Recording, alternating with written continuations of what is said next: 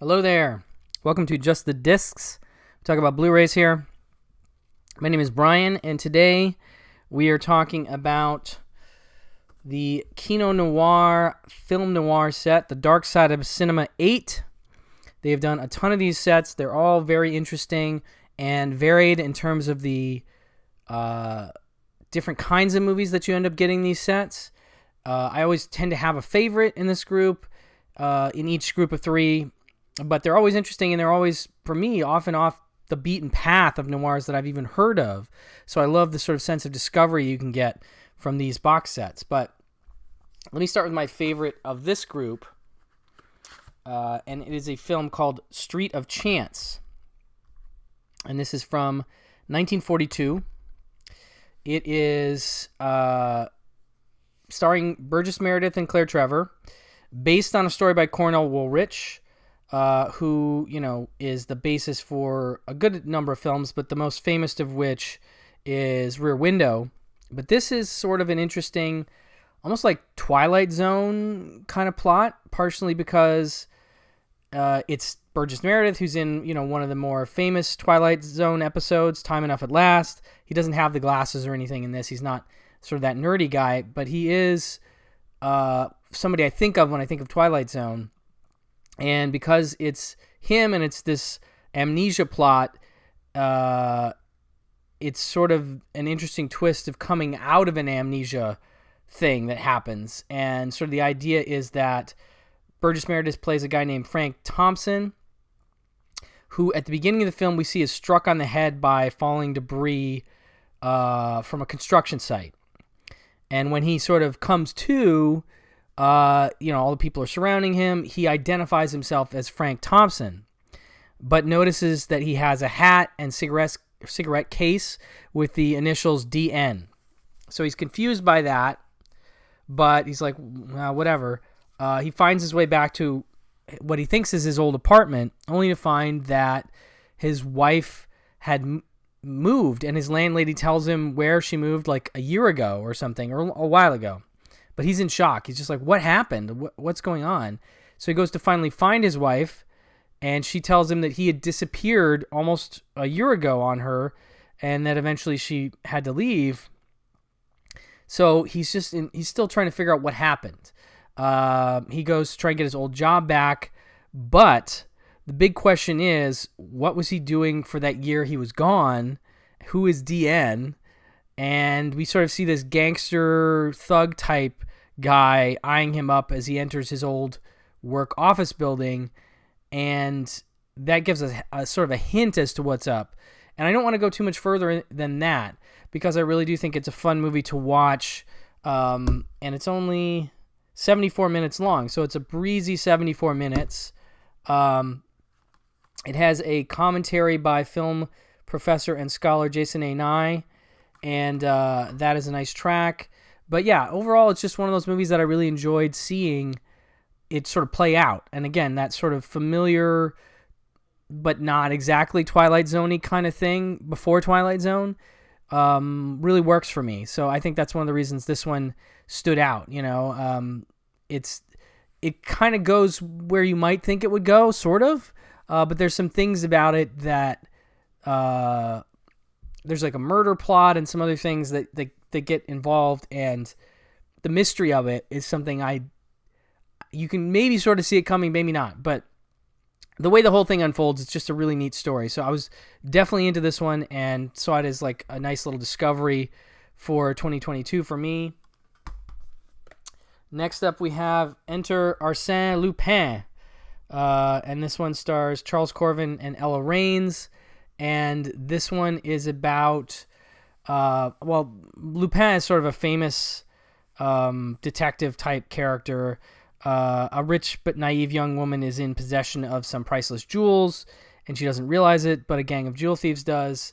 Carol Nash is in this as well. So that's this one, and it's from a brand new 2K master, as is Street of Chance. I love to let people know when that's the case. It says the charming French thief, sorry, he's a thief, I forgot he's not a detective, that's his deal, steals the priceless emerald from the beautiful English heiress, Stacy Canaris, that's Ella Raines. while en route to Paris on the Orient Express. However, he becomes so infatuated with Stacy that he reroutes himself to Great Britain in order to return the jewel. Meanwhile, her cousin Bessie schemes to murder Stacy in order to claim her inheritance.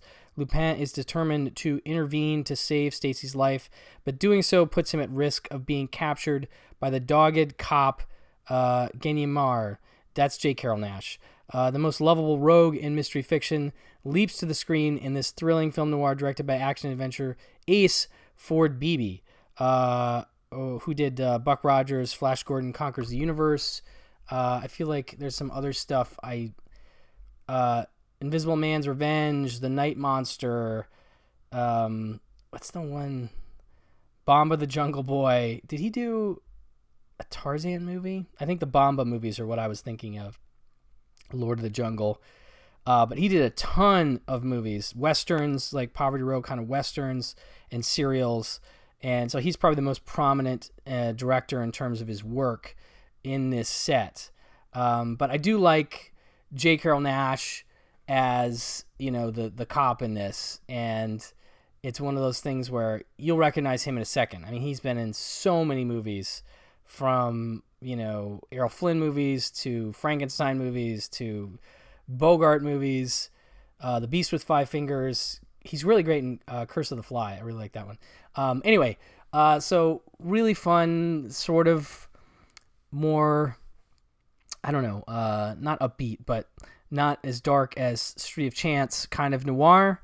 And I feel like there's some nice Arsene Lupin. There's like a double DVD set that Warner Archive put out at some point that has a couple more movies with him in them, that character. So it's definitely a character that was a bigger deal around this time. This one came out in 1944, but fun to see him portrayed this way in this film. And then last but not least, we have Temptation. And this one is from 1946, and it is a Victorian-era drama about a beautiful young woman with a shady past, played by Merle Oberon. It also has, George Brent and Charles Corvin again in this one. So you can kind of do a Charles Corvin double if you want. But I do like, and this is another brand new 2K master as well, I do like the sort of woman with a shady past that we figure out as we watch the movie kind of film. That's one I enjoy. It says, in this Victorian-era film noir, the mesmerizing Merle Oberon is Ruby, the new wife of a wealthy archaeologist, Nigel. That's George Brent. Unbeknownst to her husband, Ruby has had quite a checkered past, involving several divorces and extramarital affairs, while Nigel is out digging up an ancient mummy. And I like the, archaeology aspect of this film. Like, that's always fun. Like, I like old archaeology sort of dig kind of movies, too. Ruby takes up with Baroudi, that's Charles Corvin again, a slick but impoverished Egyptian opportunist.